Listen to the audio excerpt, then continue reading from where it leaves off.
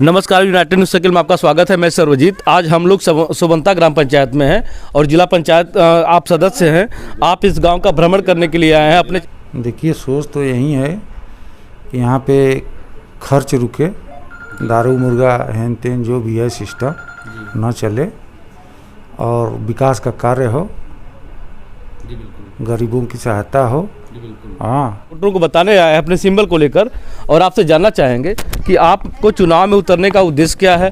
और आप कहीं ना कहीं पता चला है कि आप एक अध्यापक भी हैं और लोगों को शिक्षा देते हैं और कहीं ना कहीं लोग प्रभावित भी हैं शिक्षा से कि नहीं, हमारे लिए यहाँ सारे विद्यालय आपने डाला है जिससे हमारे बच्चों को दूर न जा कर के अपने ग्राम पंचायत के ही करीब वो शिक्षा हासिल कर सकते हैं।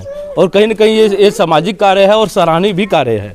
इस पर आपको क्या ऐसा लगा कि आपको चुनाव में भी आना चाहिए? हम विगत 35 वर्षों से शिक्षा के माध्यम से बच्चों की सेवा कर रहे हैं, उनको पढ़ा करके उनका भविष्य संवारने सुधारने का कार्य कर रहे हैं।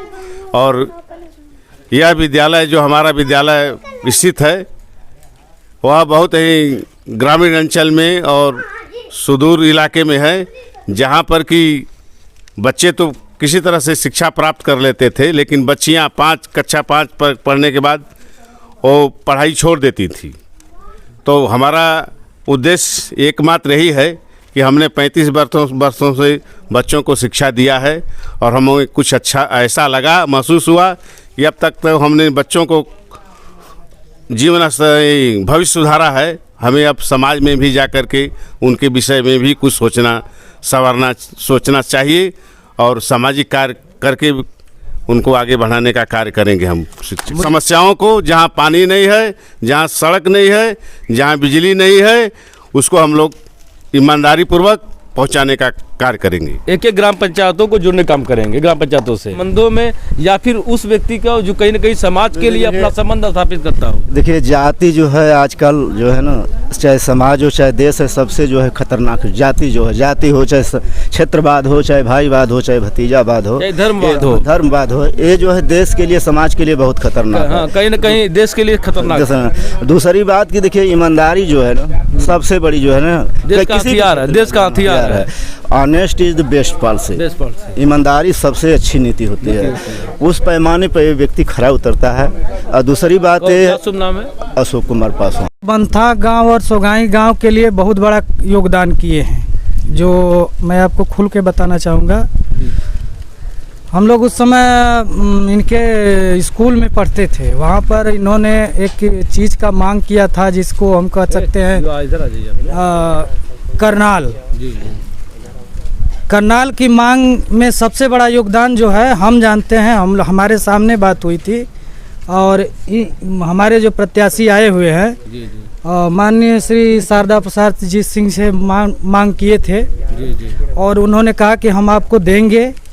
और आज इनकी वजह से आज सोबंथा सोगाई 2 गांव आज खुशहाल है, किसानी खुशहाली है। तो आज इनकी देन है। जब वो सत्ता में नहीं रह करके इतना बड़ा काम कर सकते हैं, तो जब सत्ता में आएंगे तो बहुत बड़ा काम करेंगे। हम यही चाहते हैं कि प्रत्याशी इन्हीं के जैसा हो और ईमानदार हो, दारू मुर्गा से मतलब नहीं है। आप भुजना के ग्राम प्रधान के प्रत्याशी हैं, दावेदार है और आपसे जानना चाहेंगे कि आपका उद्देश्य क्या है ग्राम पंचायत के चुनाव का।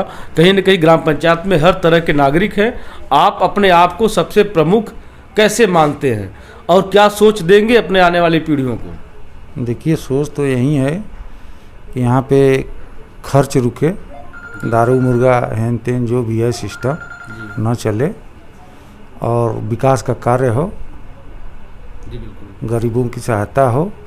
हाँ, यही सब है। जो सरकार की योजनाएं हैं उन तक पहुँचे, उसका माध्यम हमेशा मैं बना रहूं। जी, माध्यम बना रहूं। आज हम लोग भुजना ग्राम पंचायत में हैं और आप ग्राम पंचायत के निवासी हैं। आपसे जानना, क्या शुभ नाम है आपका सर? राकेश बहादुर सिंह जी हैं।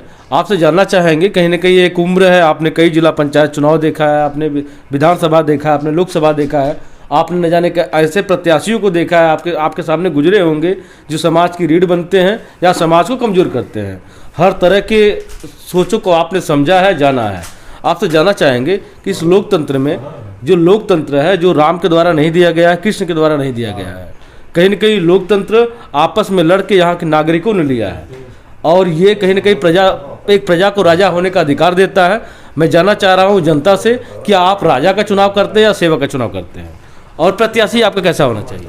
हम लोग तो प्रजा सेवक का ही चुनाव करना चाहें कि जो जनता की सेवा करे, और ऐसा हो कि जो जात बात से हट करके जनता का इस पंचायत का प्रत्याशी हो, बाहरी न होना चाहिए, प्रत्याशी हो, पढ़ा लिखा हो, और जो जनता की सुख दुख में हमेशा साझेदार रहे, उसी को हम लोग उसी प्रत्याशी को हम लोग चुनना चाहते हैं। हमारी सोच तो यही है कि हम लोगों का अच्छा काम हो, अच्छा हो, पढ़े लिखे योग्य प्रत्याशी होना चाहिए, बाहरी का नहीं होना चाहिए। जो जात बात से हट करके सामाजिक काम करे, उसी को हम लोग प्रत्याशी को चुनना चाहेंगे। खाने का मन नहीं करता है, लेकिन माने वो लोग खिलाते हैं, लेकिन जो हम लोग खाएंगे तो वो काम क्या करेगा? जब हम ही लोग बिक जाएंगे तो पहले ही बिक जाएगा वो आदमी। इसलिए हम लोग खाना पसंद नहीं करते हैं, लेकिन प्रत्याशी खिलाना चाहते हैं, लेकिन हम लोग खाना पसंद करते नहीं। अरे जब विधानसभा में पैसा बट रहा है तो पंचायत की बात है। जब ऊपर से लोकतंत्र में MP का ही चुनाव जब होता है तो पैसा बढ़ता है, और विधानसभा में बढ़ता है, तो इसमें क्या होगा? इसमें भी तो देखा देखी तो ऊपर से ही क्या ऊपर के लोग जो आपके साथ कर जाते हैं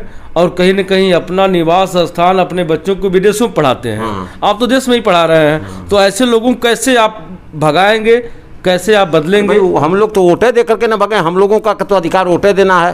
वोट में उनको हम नहीं लोग चुनेंगे तो वो अपने आप भाग जाएंगे। और ग्राम सभ्यता के लिए, क्षेत्र सभ्यता के लिए, समाज के लिए आप क्या अपील करना चाहेंगे? दारू मुर्गा खाकर वोट करो या फिर चुनाव करने जा रहे हो, योग्य प्रत्याशी को देख करके वोट करो, दारू मुर्गा खा करके नहीं। योग्य जो प्रत्याशी हो, जो पढ़ा लिखा हो, जो सबकी सेवा करता हो, उसको चुनो।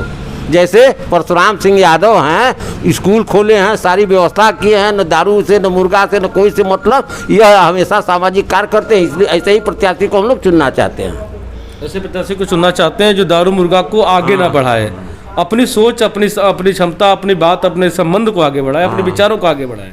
जैसे भुजना में पिंटू सिंह हैं, वो न दारू मुर्गा खिला रहे हैं, न कुछ कर रहे हैं। उनका यही काम है कि हमको भाई आप लोग वोट दीजिए, हमारा साथ दीजिए, हम आप लोगों का काम करेंगे।